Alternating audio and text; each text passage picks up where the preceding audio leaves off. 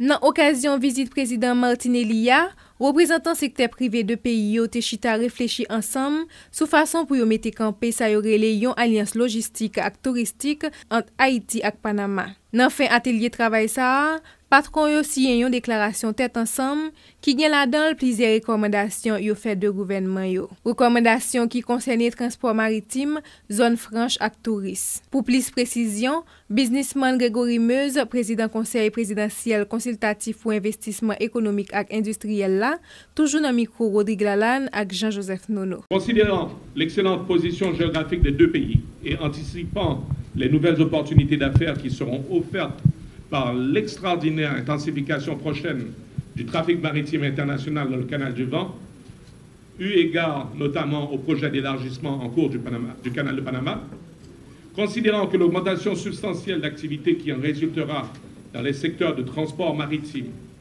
et logistique portuaire aura des retombées de plusieurs ordres sur les économies des pays de la région Caraïbe et du canal du Vent, considérant en effet qu'actuellement une grande part du commerce de marchandises passe par le canal de Panama et le canal du Vent, et que suivant les études les plus sérieuses, ce pourcentage pourrait doubler après la réalisation des projets d'agrandissement ou de construction d'infrastructures mentionnés.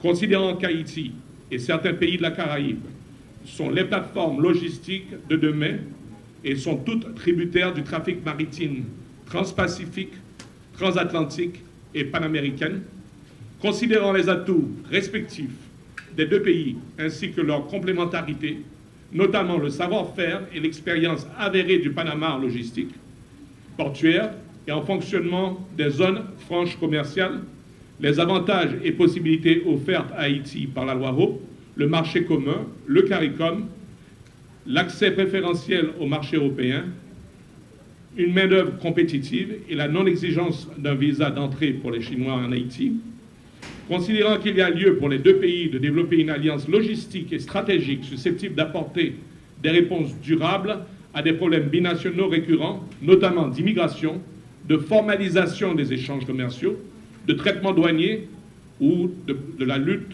ou pour la promotion de la lutte contre le blanchissement des capitaux.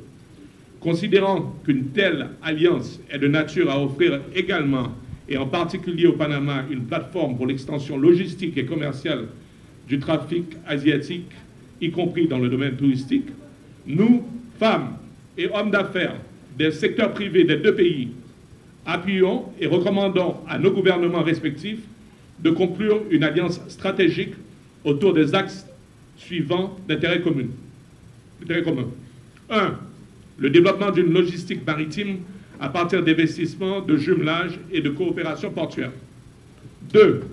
Accord entre la zone libre de Colonne et les zones franches haïtiennes. 3. Le développement d'une logistique aéroportuaire pour capter le tourisme asiatique et latino-américain à partir de l'aéroport du Panama. 4. L'exploration de diverses opportunités identifiées lors de la réunion, y compris dans la construction, les services publics, bancaires, financiers et agroalimentaires. Nous croyons fortement que le développement de ces axes de coopération canalisera et résoudra durablement les obstacles commerciaux et d'immigration entre les deux pays, ainsi que favorisera leur développement soutenu. Et nous suggérons à nos deux gouvernements de créer et mettre sur pied une commission binationale qui puisse faire des recommandations appropriées, susceptibles de préparer les deux pays à profiter valablement des excellentes opportunités d'affaires à venir, ainsi que de définir un accord bilatéral.